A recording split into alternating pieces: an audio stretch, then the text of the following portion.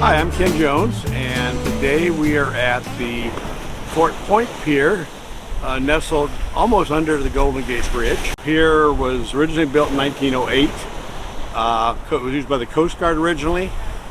1941 it was refurbished, and during the war used to load torpedoes. So the popular name by a lot of people is the Torpedo Wharf. It's one of the more popular piers in San Francisco, and traditionally has yielded a lot of perch, occasionally some striped bass and salmon, some halibut, a whole wide variety of fish, lingcod, just all kinds of fish. Last few years especially, anglers have figured out how to really catch a lot of big halibut. They go down and get some live bait. They bring the live bait out here, and some truly large halibut, like 40-pound halibut, have been landed off of this wharf.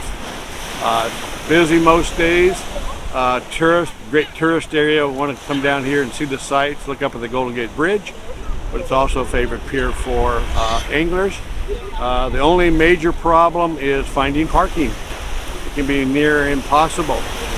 Although just down the street at the old fort down there, Fort Point, obviously, there is parking usually down there. So other than parking, it's a great place to visit. You couldn't ask for better views, and some awfully good fishing at time also.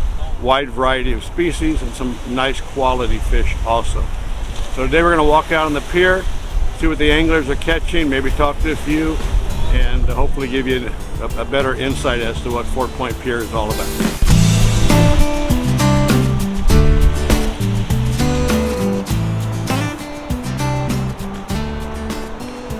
I used to fish this pier annually and caught a lot of fish, my specialty being perch. I haven't been here since COVID actually, but like I said, the last couple years it's really taken off as far as the big halibut. But the perch, I always like this area here, midway out until right at the end where it widens. The pier is not very long, it's only like 417 feet, but it's wide at the end. And for perch, you know, you like to have them down around the piling. So this area here, especially where it widens, there's a lot of wooden pilings, which is ideal territory from perch. You know, using pile worms, some shrimp, ghost shrimp if you can get them, and even grass shrimp. Used to be a lot of white croaker known as kingfish. Their numbers have really dropped. You do also though see some very large sharks. Can be leopard sharks, can be smooth hounds. They've even caught a few 7-gill sharks off of here, and some of those are very large.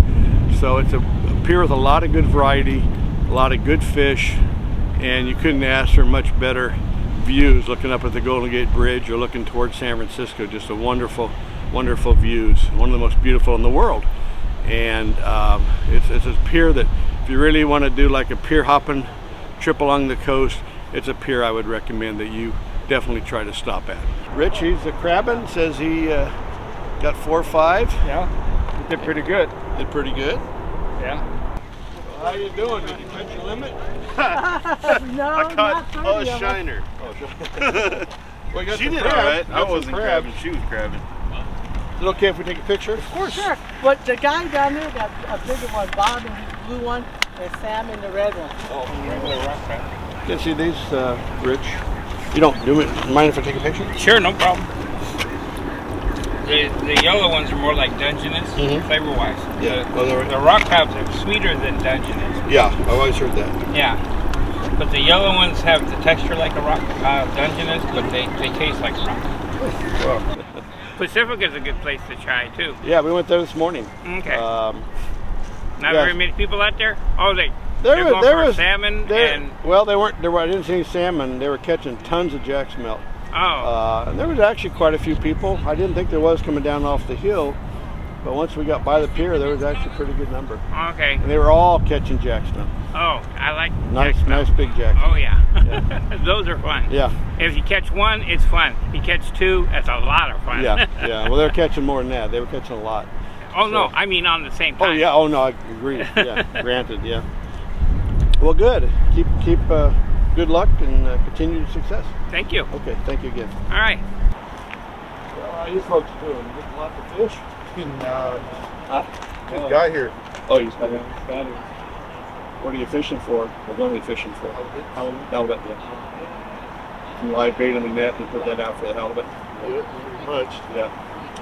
Ripped That's my the net. key, yeah, live bait. Ripped my net, so I got to patch it up. Oh, that happens. Big old hole right there. Yeah, I'm Ken Jones. I have pierfishing.com, the website. Oh, yeah. I think I saw your website. Have you? Ken Jones, huh? Hey, Hey, that's another Jones boy. Yeah. What are you doing? You gonna fish? No, it's my first time. Yeah. Well, you never know. Sometimes the first time is the best, you know. Yeah, lucky beginner. You know, I've fished all the piers, and I'll go out and I'll be sitting there, and somebody will come along who's first timer, Yeah. and I'm sitting there not catching Well, anything. I hope to be one of those. Yeah, you never know. You never know.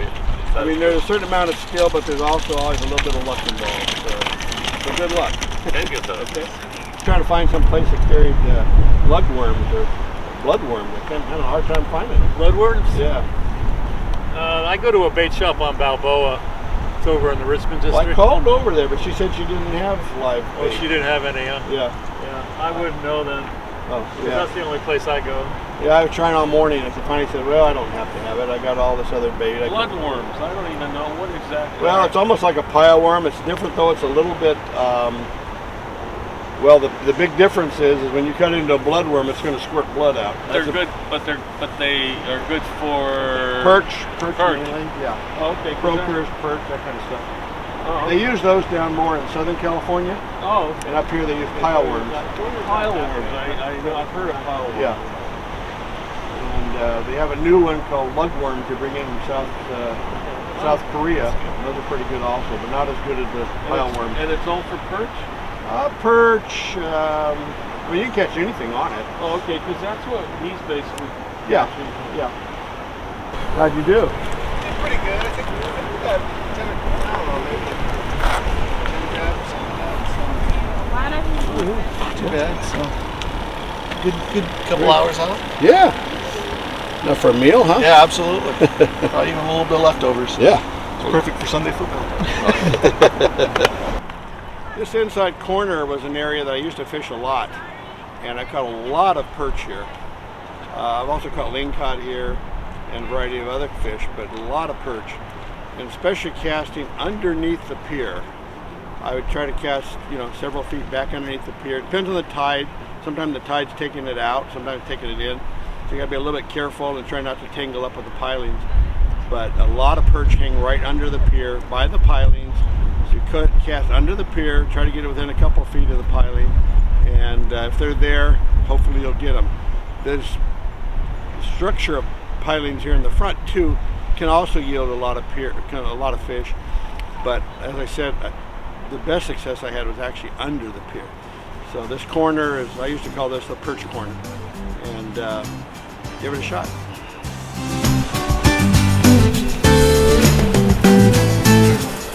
Watch our pier fishing videos. We have two aims. One aim is to educate people how to be better anglers, and secondly, I hope we entertain you a little bit. Hope you enjoyed these films. Watch the films, hit the like button, hit the subscribe button, and keep watching.